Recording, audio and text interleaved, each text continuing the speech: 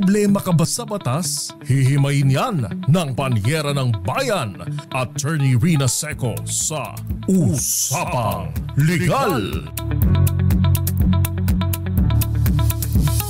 Usapang Legal. Magandang gabi Pilipinas, ito po ang DZRH Usapang Legal kasama Panyera ng Bayan, Attorney Rina Seco para sa DZRH, una sa Pilipinas, una sa Pilipino. Usapang Legal. Kumusta po kayo ngayong araw ng Martes? Uy, isang tulog na lang, swelday na! Ang pinakaabangan po ng marami. Dahil syempre, ganito, petsa de peligro, hindi po ba? No? Pagkatapos, ay, Martes nga pala, tumaas na ang gasolina. Tumaas na po ang presyo ng produktong petrolyo today, earlier today. Pero, syempre, petsa de peligro, kaya marami sa atin hindi nakapagpa-full tank. Bukas na lang. Usapang Legal. Anyway, para po sa mga may double entry, double registration ng ating tatalakayin tonight, no? Yung registration ng inyong pangalan, ng yung birth certificate ninyo, dalawa pala, no? Magkaiba dahil nagkamali si nanay, nagkamali si tatay sa unang registration. Sa halip na correction of entry ang ginawa, nagpa-delayed registration. Kaya nagkaroon ng double entry. Usapang Legal. Para din po sa mga NBSB, ikaw ba, Sofia, nagka-boyfriend ka na? Meron? Nagka-boyfriend ka na ba? Ay, NBSB ka ba? Pero ibang NBSB po ang pag-uusapan natin, no? Yung no birth, hindi naman, kasi hindi, yes, no birth, NBCB pala yun. No birth certificate since birth. Ayan, NBCB. Ayan, yan ang pag-uusapan po natin kasama sa ating discussion tonight. Dahil alam nyo po ba, merong isang lola na nagsabi sa akin, attorney, pwede pa ba ako magpa-late registration kahit senior citizen na ako? Kasi po, wala naman akong hindi ako makakuha ng senior citizens ID. Tapos hindi rin po ako makakuha ng mga benepisyo. Pwede po ba ito? Usapang Legal. Pagkatapos meron pang isang question, attorney. Kailangan po kasi ng kailangan ko po kasing wala po kasi birth certificate. Ngayon po, no? Wala naman po akong wala pong record yung nanay at tatay, yung nanay ko. Kaya lang patay na po yung nanay ko. Pwede pa ba akong kumuha ng birth certificate ng nanay ko na matagal ng patay? Usapang Legal. Yan po at iba pa ang ating tatalakayin tonight. Kaya naman if you have questions, no? NBCB, tama yung thank you very much Miss Sofia, no? Siyempre, pang kuha lang ng attention yung NBSB. No birth certificate since birth. No? Yan po pag-uusapan natin. At siyempre pa, iba't iba pang mga questions, no? Patungkol dun sa isang na-screenshot ko pa na question, no? Na hindi po kasi ako pinapayagan na gamitin yung surname ng tatay ko. Kasi daw po, ipinanganak ako before March 19, 2004. Ang sabi daw po doon sa batas, yung mga ipinanganak lang ng March 19, 2004 onwards ang pwedeng gumamit ng apelido ng tatay kung ito po ay illegitimate or non-marital ang irirehistro or gustong gumamit ng apelido ng tatay. Usapang Legal. So, 0919-282-6485. Yan po ang inyong pwedeng pagdalahan ng inyong mga questions. At syempre pa, sa DZRH TV 4K live stream bilang comment sa YouTube live natin tonight. O kaya naman po ay sa DZRH News at DZRH News Television Facebook pages bilang live comment or bilang comment sa ating live tonight. Usapang Legal. Magandang umaga, magandang tanghali, magandang gabi sa lahat ng mga nanunood, nakikinig sa atin sa iba't ibang panig ng mundo. Kumusta po kayo? No? At syempre pa, samahan niyo po ako hanggang 7:30 ng gabi para sa hopefully masaya at informative na talakayan, problemang birth certificate ang ating tatalakayin tonight. Usapang Legal. Pwede po ninyong i-share ang ating discussion, ng ating live tonight sa Facebook, sa ang tawag dun sa YouTube, para po matuto or ma-share natin ang impormasyon, legal information, lalong-lalo na marami po sa ating mga kababayan ang may problema sa birth certificate. Madalas, pagkakamali ito ng nasa Office of the Civil Registrar. Office of the Civil Registry, no? Hindi naman sa lahat, pero minsan, or actually kadalasan, dahil either nagka-problema sa tenga, na mali ang pagsusulat, hindi rin na correct ni nanay o ni tatay na nag-report ng birth, kaya ngayon, problema sa record. O kaya naman yung mga nag-a-apply ng passport, Paano ba ang magiging concern natin kapag kaganyan, magiging solusyon natin kapag kaganyan, Kaya, para ma-resolve ang ating problema, makinig. Magandang gabi po sa lahat ng nanonood sa atin. At ang tanong, first question of the night, Ma'am Attorney, pagbigyan na po natin yung spelling kasi thorny daw ako, Ma'am Attorney, ask ko lang po about sa birth certificate ko. Nangyari po kasi nung papasok na ako, may mali po sa name ko. Ginawa parents, gipa-delayed registration ako. Now po, nag-apply ako ng work abroad pero sa passport may problem ako. Ano po ang magandang gawin? Ayan na nga, nagkaroon ng double entry, Paalala po sa ating mga kababayan na may problema sa birth records, sa birth certificate, hindi po solusyon ang magpa-double registration or magpa-late registration para lang yung pangalawang birth certificate ang gagamitin. Hindi po ito solusyon. Ito po ay sinumpa ang dokumento and therefore maari po kayong managot for perjury, At ito po ay isang kriminal na kaso kung gagawin ninyo ito. Usapang Legal. Ang solusyon po, kapag kaganito ay, syempre, either correction of entry doon po sa local civil registrar kung hindi naman po significant yung mali o yung babaguhin sa ating birth certificate, or kung significant, maiiba po ang apelido, dahil nagkamali lang talaga, nagkabaliktad, o kaya naman ay halimbawa ay naisunod sa kung kaninong pangalan, na hindi, wala namang koneksyon, o kaya naman ay nagkamali po sa edad, nagkamali ang birthday, at taon ang pinag-uusapan, medyo kailangan po ninyong gumastos ng may kalakihan because you will have to engage the services of a lawyer. Usapang Legal. So ang solusyon ay petition for correction of entry sa korte, Sa korte po ito dadaan. Pero yung mga halimbawa maling petsa lamang, halimbawa June 10 nakalagay June 11, April 1, naging Feb 30 ay wala namang 30 sa Pebrero, yung mga ganon, basta't hindi po maiiba ang edad kapag pinalitan, hindi po yun problema. Sa local civil register lamang po ang pupuntahan natin. Usapang Legal. Ayan, so again, mahalaga po malaman natin yung tamang remedy para hindi po tayo naliligaw, para hindi po nagkakaproblema ang ating mga anak at hindi rin po, nagkakaproblema tayo later on at hindi nagagastos pa ng extra. Yan. Pero ano nga po ba, ang kahalagahan ng birth certificate? Alam niyo po, marami sa atin, lalo na yung mga kababayan natin, mga Pinoy doon sa Sabah, dahil syempre ito po ay pinag-aagawan pa din ng Pilipinas at ng Malaysia. Pero marami po doon dahil nagtatago, dahil meron pong crackdown yung Malaysian government sa ating mga kababayan na nandoon.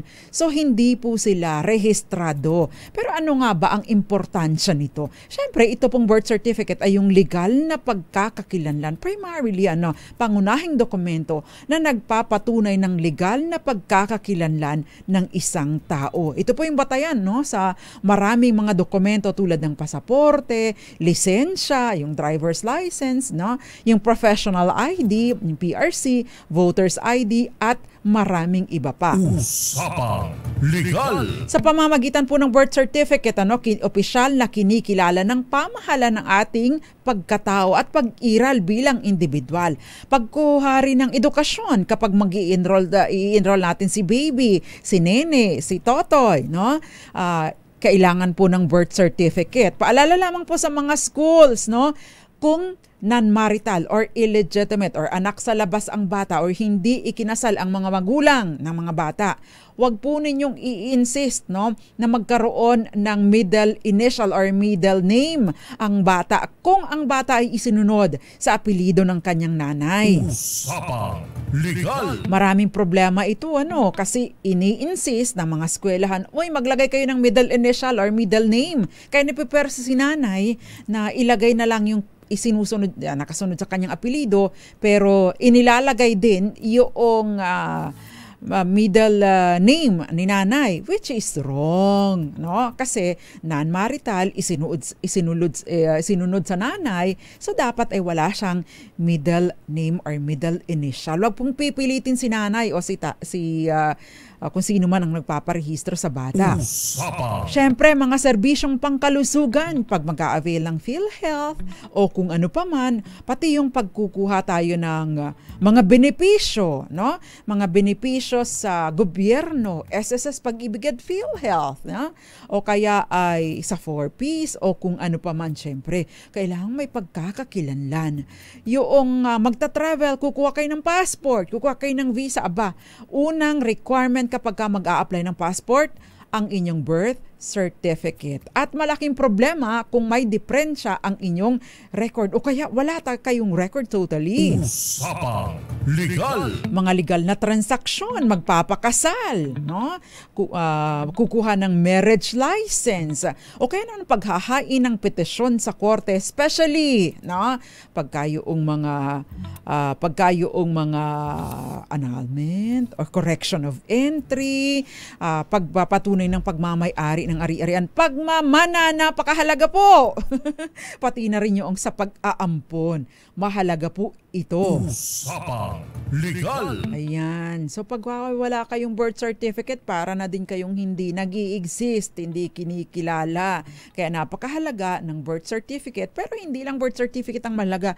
Mahalaga na tama ang entry natin sa ating birth record. Usapang legal. Ayan. So, sa ating pong pagbabalik, no, sasagutin na po natin yung question na binasa natin earlier. And of course, marami pang questions na padala ng ating mga tagapakinig. Magandang gabi sa iyo, Maricor Angeles, Violeta Montecalvo Zambrano, Angelina Palekbar, Grace Recta, Michael Manalo, Josephine Garimbao. Magandang gabi sa iyo, Tita Ami Miraflor Garcia. Happy birthday, Kuya Mario Manuba, Maylene Valdepeña Soleta, Teresita Atienza, Joy Garimbao, at mga taga Santa Fe, Leyte, lalong-lalo na si Melvin Letrodo, si Eni De Oro, magandang gabi, at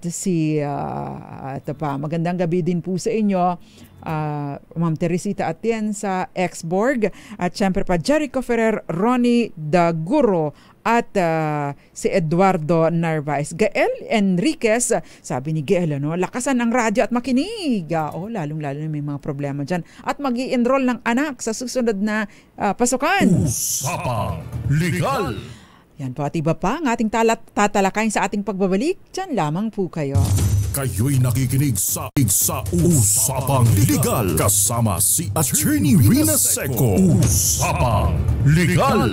DZRH, Usapang Legal, kasama panyara ng bayan, Attorney Rina Seco. Tinatalakay po natin yung merong double entry, no? Dalawa ang birth certificate dahil sa halip na i-correct ang kanilang entry ang ginawa ay nagpa-double or late registration, no? Which is wrong. Mali po ito. So kapag ka po ganito, sa kagaya ng question ng ating unang nagpadala ng kanilang question, so yung mali ang kanyang pangalan. Tapos ginawa ng parents niya, pina-delay registration. Tapos nag-a-apply na siya ng trabaho abroad at nag-a-apply siya ng passport, nagka-problema siya. Ano daw ba ang magandang gawin? Kapag ka po ganito, automatic po, kung meron kayong dalawang birth certificate, magkaiba ang pangalan or may discrepancy, ang mananaig po palagi ay yung unang registration. So kung mali ito, dalawa ang option ninyo, no? Either pangatawanan nyo na lang yung mali na ito, or kung pangalan lang ang problema, pero kung apelido, medyo malaki pong issue yon. Pero kung pangalan at wrong spelling lang na pangalan, pangatawanan nyo lang. Halimbawa, Carmela or Camila, yan, ganyan. So pangatawanan nyo na lang yon. Pero kung apelido, kailangan po ninyong magpetisyon sa korte para sa change or correction of entry. Ano ngayon ang mangyayari doon sa inyong second, no, birth certificate, yung pagka-delayed registration ninyo? Yun po ay considered void or invalid. Yung subsequent birth certificate po ay considered invalid document at kailangan po ninyong idulog sa korte para sa cancellation. Usapang Legal. So hindi po siya basta-basta naka-cancel. Kaya pag pupunta kayo sa halimbawa ay DFA para mag-apply ng passport, yung first pa din. Although, pwede po ninyong gawin, ipapakancel nyo yung isa, no? At pagpunta ninyo sa korte, papakancel nyo yung isa at i-request, ipipetition na rin na ma-correct yung una ninyong birth record. At pagkatapos ito, ma-desisyon na nito, mag-grant ng korte, saka pa lang kayo makakapag-apply ng passport doon sa DFA. Usapang Legal. Komplikado ba? Nagiging komplikado po kung hindi tama ang una nating diskarte, no? Kaya kailangan po muna nating ma-fix ito bago tayo makapag-apply ng passport. Usapang Legal. Ayan. So, next question please. Yan. Nasaan na ba yun? Hindi ko nakita. Wala pala akong salamin. Attorney, pwede po ba mag-ask ang aking pong apelido ay pwede ko pa mapalitan kung gamit ko sa pagkadalaga ko ay gusto ng mga anak ko gamitin ko para daw pagkadalaga ay gusto ng mga anak ko gamitin ko daw ang sa asawa ko. Paano gagawin ko? Pwede po matulungan nyo ako, di kaya ituro nyo kung ano ang pwede kong gawin. Usapang Legal. Ito napakasimple po ng problema ninyo. Sa pagkadalaga nyo ang ginagamit ninyo. Kasi kapag po nag-asawa ang isang babae, tandaan mo to, mga girls dyan sa newsroom, kapag nag-asawa kayo, hindi kayo obligado na gamitin ang apelido ng inyong asawa. Ang tanging i-reflect ninyo sa inyong record ay kayo ay married na sa inyong status. Pero may option kayo na gamitin ang inyong apelido ng inyong asawa. So pwedeng Rina, halimbawa Cruz ang aking asawa. Rina Seco Cruz, hyphenated, o kaya naman ay Rina Cruz, o kaya naman ay Mrs. XYZ Cruz, pwede po 'yon. So susundin ko i-assume ko yung pangalan ng mister ko. Say for example, Peter Cruz ang pangalan ng asawa ko, lalagyan ko lang ng Mrs. So Mrs. Peter Cruz, ganon ang kasama yung sa mga option. Usapang. Although pwede pa rin mag-asawa na ako, Rina Seco, pagkatapos yung aking status, doon lang magre-reflect na ako ay may asawa na. Usapang. Ngayon, yung question ng ating nagpadala ng kanyang question is that susundin na, since hindi siya nagpalit, susundin na niya ang apelido ng kanyang asawa, pwede po yun. Magsasubmit kayo ng ng inyong marriage certificate doon sa kung saan ninyo gagamitin ito. So para mapalitan ng inyong, say, SSS, ang inyong pag-ibig, ang inyong national ID, i-reflect ninyo doon na nag-asawa na kayo at susundin ninyo yung apelido ng inyong mister na hindi na po kailangan ng court action. Usapang Legal. Hindi na rin po kailangan ng inyong tawag doon, correction ng inyong birth certificate. So wala po yung issue. Usapang Legal. Okay, attorney, yung husband ko pinalitan ng tatay first name niya mula pumasok sa school. Nagbago isip niya. Buti na ayos ni hubby sa court ang birth certificate. Sunod sa name na gamit niya, yung senior na siya. Okay, noon pong araw, noon pong araw, napakahirap magpalit ng pangalan. No? Ngayon, kasi noon kailangan pumunta sa korte. Pero ngayon hindi na po kailangan. Kailangan nyo lamang po na dumulog sa local civil registrar. Kung halimbawa po maantot yung apelido, yung inyong pangalan, first name, yung given name ninyo, halimbawa ang pangalan ninyo, ay wag pong magagalit yung may pangalan Procopio, kasi ngayon sinauna eh. Kung halimbawa ay pangalan niyo Procopio pero nahihiya kayo at gusto nyong palitan ng Prosi, o kaya ay Percy, kung gusto nyong gamitin yung ganung pangalan, so doon po ay sa local civil register na lamang po ninyong gagawin. Either doon sa kung saan kayo inirehistro or kung saan kayo nakatira sa ngayon. Mas mabilis po kung doon sa local civil register kung saan kayo original na inirehistro. Pero kung doon sa ipa-file, doon sa local civil registrar kung saan kayo nakatira na ngayon, meron pong itatransmit po ito ng LCR kung saan kayo nag-file doon sa original na lugar kung saan kayo inirehistro. Usapang Legal. So posible po yun. Halimbawa naman, merong notorious na kriminal na kapangalan kayo. Pwede po ninyong palitan yung inyong first name. O kaya naman regularly ginagamit. Halimbawa, kung ang pangalan ko pala ay Joanna, sa birth certificate ko, nakasanayan ko na Rina ang pangalan ko pwede ko po, at kilala na ako sa pangalang Rina, so pwede ko pong palitan sa local civil registrar lamang. Usapang Legal. Archie Valencia, magandang gabi dyan sa Zamboanga City. Magandang gabi po sa inyong lahat at mga nanonood sa atin dyan sa Marinduque. Magandang gabi at happy birthday sa iyo, Kuya Mario Manuba, nanonood sa atin sa Torrijos, Marinduque. Lakasan ng radyo, ang TV. At shout out din sa nag-iisa niyang girlfriend. Max, napaka-sweet naman. Joanne Pelobello, nanonood sa atin ngayon. Future pinsan ko ba ito, Kuya Mario? Magandang gabi din po sa kanyang mga co-workers at staff house, sa kanilang staff house. Si Miss Kath, si Miss Eva, si Ma'am Ara, si Sir NJ at si Ate Maylene at ang kanilang mabait na manager, talagang nagsisip-sip si Kuya Mario, sa kanilang mabait na manager si Ma'am Maricel. Magandang gabi po sa inyo dyan sa Torrijos, Marinduque. Mga kababayan ko dyan sa Marinduque, magandang gabi po sa inyong lahat. Usapang Legal. Siyempre pa, nanonood sa atin si Tita Rose Manuba at si Tatay, si Tito Irog. Magandang gabi po sa inyo. Si Emily Agustin Navarro, ito po naman po, attorney, ang ginamit na pangalan mula kinder hanggang nag-work kasi po nung kukuha sa local civil registrar, sabi po, wala daw po. Nag-try sa census, may na-issue. Attorney, paano ba ito? Yung ginamit na name at nasa birth certificate ay mali po ang spelling. Need po ba ng affidavit? Yes, kailangan po ng affidavit of correction of entry ninyo. Usapang Legal. Madali na lang yan, ma'am. Sa local civil registrar lang, hindi talaga malaking problema. At mura lang din po ang magagastos ninyo. Next question, please.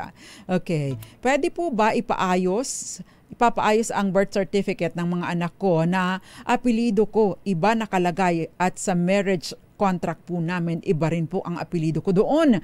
May bayad po ba at na magpaayos sa birth certificate?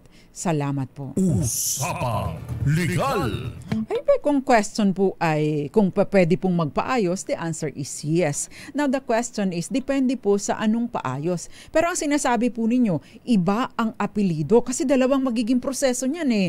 Correction of entry ninyo at correction of entry ng inyong mga anak, no?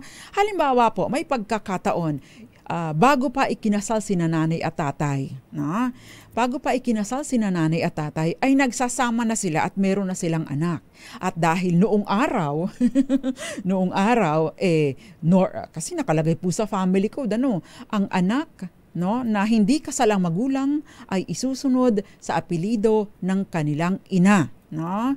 At yung ina ang nag-exercise ng parental authority sa mga anak na yon. Usapang Legal. Subsequently, after ng ilang taon, ikinasal si nanay at tatay, no?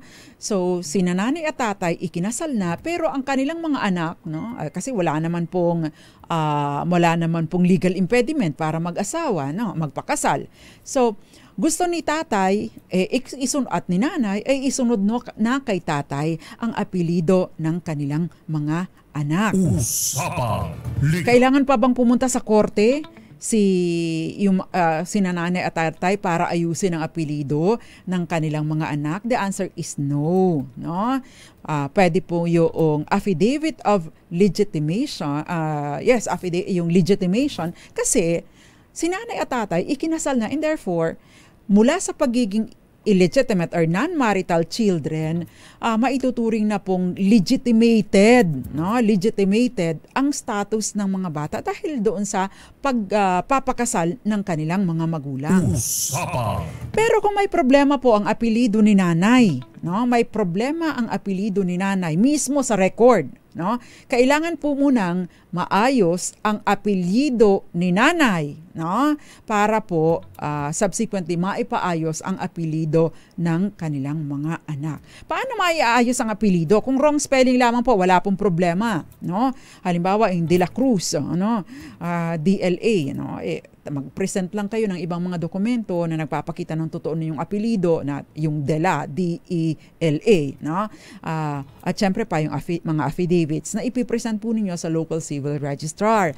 Pero kung totally different, hindi De La Cruz kundi Santos pala, magpipetition po kayo noon sa korte. Usapang Legal. At once makuha na po ninyo yung tama, mag-grant ng korte, at makuha na ninyo yung tamang apelyido ninyo, saka po ninyo mairirehistro, maitatama ang record ng inyong mga anak. Usapang Legal. Okay, may nakita akong question kanina. Ako po, si Mami Belen Rivera, ako po ang pangalan sa aking birth certificate, okay na po sana. Yun ang ginamit ko sa akin sa government IDs. Ang problema po, male ang nakasulat sa gender, hindi tuloy makakuha ng passport. Madali na lang yan po yan, Mami Belen. No? Ano ba ang kailangan ninyo? Kung kayo po ay ipinanganak, no, na babae at nagkamali sa record, no, sa birth certificate ninyo nag-appear na kayo ay lalaki, no? Basta wala pong gender reassignment na nangyari, no? At nagkamali lang talaga sa record, kailangan po ninyong ipa-certify, no?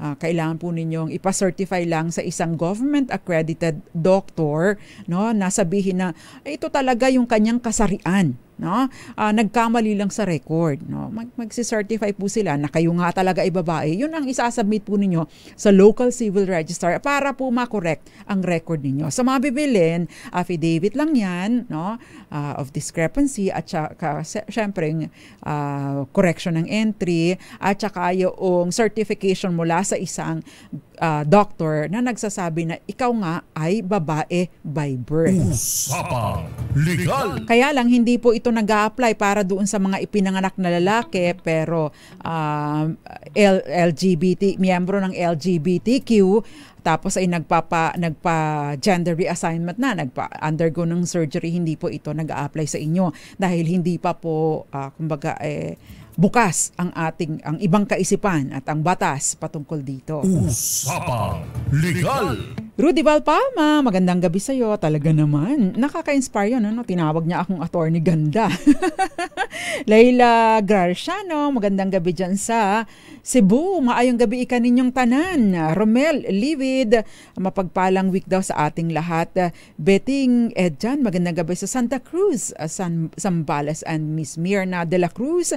Gayon din po sa inyo, Moonbeats, Archie Valencia, at Iton Bulalayaw. Luluto ng kanilang hapunan. Magandang gabi po sa inyo. Si Tita Rose and Miss Grace Recta. Magandang gabi po sa inyong lahat. Usapang Usapang Legal. Next question please. Yan, attorney, ask ko lang po about sa surname ko. Illegitimate po ako and I was born 1999. Gamit ang surname ni mother. I want to use my father's surname pero sabi po sa nakausap ko sa munisipyo, hindi daw ako pasok kasi March 19, 2004 lamang po ang pwede. Usapang Legal. Ayan. Actually, yan po talaga ang nakalagay doon sa RA 9225 na ang sinasabi po doon na sinasaklaw noong ito po kasi ay yung surname paggamit ng apelyido ng tatay. Ito po yung tinatawag na Revilla law, no? Dahil si Senator Revilla ay marami siyang anak, parang 72 yung anak niya, di ba? Yung the father, si Revilla Senior, no? Kaya naman para binibigyan ng karapatan ang mga non-marital children or anak sa labas or illegitimate children na gamitin ang apelyido ng kanilang tatay. Usapang Legal. Ito po ay sa pamamagitan ng affidavit of recognition at affidavit affidavit authorizing AU SF, affidavit authorizing the use of the surname child to use the surname of their father. Na yun yung affidavit na isinasubmit. Pero ang sabi po doon sa RA 9255, I want to correct myself, not 9225. RA 9255, ito ay nag-a-apply lamang or sinasaklaw lamang nito yung mga bata na ipinanganak nang mag-take effect itong batas na ito nung March 19, 2004, no? Pero meron po mga subsequent na issuances, no? At ang latest po nito noong 2020, if I'm not mistaken, 2023 or 2024, memorandum circular, isa pong memorandum circular mula sa Office of the Civil Registrar General na sinasabi na mula nang mag-take effect yung family, mag-a-apply na rin o sasaklawin na rin ng 9255 yung mga bata o mga tao, hindi na sila bata ngayon na ipinanganak nang mag-take effect ang family code noong August 3, 1988. So kung kayo po ay ipinanganak ng August 3, 1988 or onwards pa, no? Mas bago-bago pa, no? Mas bata-bata pa doon, ibig sabihin saklaw na po kayo nitong batas na ito and therefore pinapayagan na po kayo na gamitin ang apelyido ng inyong tatay. Usapang Legal. Ano ang kailangan ninyong gawin? Affidavit authorizing the use, affidavit to use the surname of the father at saka yung affidavit of acknowledgement na kinikilala kayo ng tatay ninyo bilang anak niya at pinapayagan po kayo na gamitin ang kanyang apelyido. Basta kayo ay ipinanganak ng nasa batas or naisabatas na ang family code. Usapang Legal. Tita Ami Miraflor Garcia, magandang gabi. At syempre pa si Romel Kayabyab. Uy, ang tagal mong hindi nagparamdam. Elf Schroeder, magandang gabi. At sino pa ba ito? Yung si Ditas, magandang Ditas Redonga. At Ditas Redonga Mangay Ayam, magandang gabi. Ayan. Nabasa ko na ba yung question mo, Ditas? Sabi niya, late registered po ako. Hindi ko na po inayos pero nandito na po ako sa abroad. Ginamit ko po yung nakarehistro na date of birth ko. Kaso, may ilang dokumento po na ginamit ko yung original date of birth ko like voter's ID, marriage certificate. Pero ang passport ko ay based sa nakarehistro. Tanong ko po, magkakaproblema po ba ako pagdating ng panahon? Posible pong magkaroon ng problema lalo na kung kayo ay magre-retire na, no? Sa SSS or iba pa ninyong mga magkiklaim ng mga benepisyo. So kung sinunod na po ninyo yung sinunod po ninyo yung nakarehistro ninyo, pwede po kayong mag-execute na lang ng affidavit of discrepancy at isubmit po ninyo doon sa mga ahensya ng gobyerno kung saan ang ginamit ninyo ay yung maling record para po maisunod doon sa inyong birth certificate. Usapang Legal! Marami palang pwede pang ayusin sa birth certificate nang hindi na kailangan pumunta sa court. Dami na namang natutunan kay Attorney Rina. Thank you very much, Ma'am Teresita Atienza. Usapang Legal! O yan, no? So again po, wag po kayo magdo-double registration ha, para hindi po kayo malaki po kasing problema kung magpapa-double registration kayo. Si Agnes Meriado Alvarez, affidavit to use the surname of the father, AUSF. Yes, tama po kayo. Felix Falcotel, magandang gabi. Attorney, ang correction of sex from male to female, need po ng file petition for correction of sex through RA 10172. Kung actually, sa ilalim po ng batas, kung correction po ng gender, no, or sex, no, basta po natural, hindi na po kailangan dumaan pa kayo sa korte. Kasama po ito doon sa pinapayagan doon sa administrative correction of entry sa kondisyon na ang pagkakamali po ay sa record na natural ang inyong, kumbaga ipinanganak kayo na babae, babae kayo tapos nakalagay sa birth record ninyo ay lalaki, pero ipinanganak kayo talagang female ang inyong genitalia. So ibig pong sabihin, pasok po kayo doon sa administrative correction. Usapang Legal! Ayan, sino pa ba? Yung iba pang mga nanonood sa atin, no? Pwede po ninyong ipadalangin yung mga questions. Ay, may mga messages pa pala akong na humahabol dito. Magandang gabi po sa inyong lahat. Thank you very much, Tita Rose Manuba, and of course mga siblings ni Tita Rose, Tita Lucy, Tita Lina, sino pa ba? Tita Meli, magandang gabi po sa inyong lahat. Usapang Legal! Sa ating pong pagbabalik, meron pa pong ibang mga questions ang ating mga kababayan. So, dyan lamang po kayo para sa iba pa pong mga kaalaman patungkol sa correction ng entry. Kayo'y nakikinig sa Usapang Legal kasama si Attorney Rina Seco. Wala pong middle initial ng nanay ko po. I was born June 10. O yung magka-birthday kami ng nanay mo. Pero hindi ako 1969. Mas bata-bata pa ako. June 10, 1969 sa Santiago, Isabela. Paano po yung proseso nun? Kung pending po kasi ang passport application sa DFA, middle initial ng nanay mo, correction, middle initial, middle name yan, correction of entry. Pero po ito ay sa korte ginagawa po kasi significant po yung change. Usapang Legal! Diba? Napakahirap talaga. Kaya pag advice po natin, pagka mangangana, mister, dahil ang wag nyo nang asahan yung wife ninyo na siya pang mag-aasikaso ninyo, mag-aasikaso nito. Kapag nanganak si Mister, gawin mo ng obligasyon na ikaw na mag-aasikaso ng birth record ni baby. At i-double check mo ang entry, no? Kapag nag-fill out ka na ng form, no? O kaya yung nirelease na dokumento ng ospital, siguro i-double check mo na. Kapag rin nagpunta ka sa LCR, i-double check mo na din bago pa ma-finalize para hindi ka magkaproblema or hindi kayo magkaproblema. Dahil si Mrs. naman ang nanganganak, naghihirap, gawin mong ambag yung maayos na record. Kasi si Mrs., syempre, pagod pa yan, groggy pa yan sa gamot, ay hirap pa yan.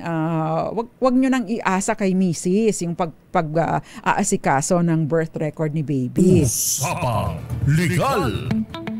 Okay. Paano pa palitan ang middle name sa birth certificate? Ayan, middle name. Kailangan po ng court intervention. Kung wrong spelling lang, wala pong problema. Doon lamang po kayo sa local civil registrar. Ito, kailangan po ba ng lawyer? Or kailangan po bang magpunta sa lawyer para maitama ang letter ng middle name? Actually, meron lang pong affidavit, sinumpaan. Pero hindi niyo po kailangan ng abogado para dito. Ma'am, good PM listener po sa Panyera. Mag-ask sana ako, ma'am. Paano po sa akin wala pong middle initial at last name ko po is apelido ng mama ko sa pagkadalaga. Wala kayong middle name. Last name mo ay pagkadalaga. apelido ng nanay mo sa pagkadalaga. Hindi ba kasal ang nanay at tatay mo? Kasi kung ikaw ay nakapangalan sa nanay mo or isinunod sa pangalan ng nanay mo, hindi ka talaga dapat magkaroon ng middle initial or hindi ka dapat magkaroon ng middle name. Bakit? Bakit? Kung gagamitin mo kasi yung middle name ng nanay mo, lalabas doon para kayo magkapatid, no? Magkakaroon ng conflict. So, hindi ka dapat gumamit ng middle name or middle initial. Usapang Legal! Maurice, magandang gabi. Sa Charlottetown, Canada, tama ba yung pag-pronounce ko? Magandang, anong oras ba dyan? Sorry mahina ako sa geography. Usapang Legal! Okay.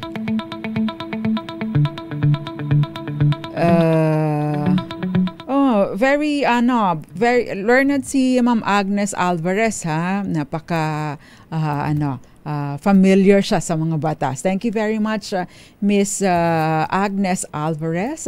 At yung iba pa pang mga questions. Paano po, attorney, ano po ang gagawin ko? Paano po yung pagwalang pangalan ng anak ko pero ang gamit niya ay Joylene sa school? Pero nung kinuha ko po siya ay wala pong record. Pwede ko po bang late register na lang makakakuha po ba ako ng no record? Usapang Kung hindi po talaga ninyo ipinarehistro ang inyong anak, ay wala po talaga siyang record, no?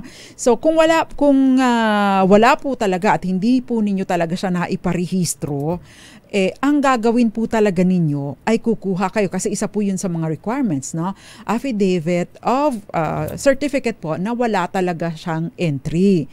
No? So, yun po ang gagamitin nyo together with other supporting documents para po mairehistro ninyo yung pangalan, yung birth ng inyong anak. Yan. So, ano ba yung ito po yung mga requirements pala, no? Dito na lang tayo mag-focus. Yung mga core documents na kailangan po ninyo, 4 copies ng Certificate of Live Birth Form.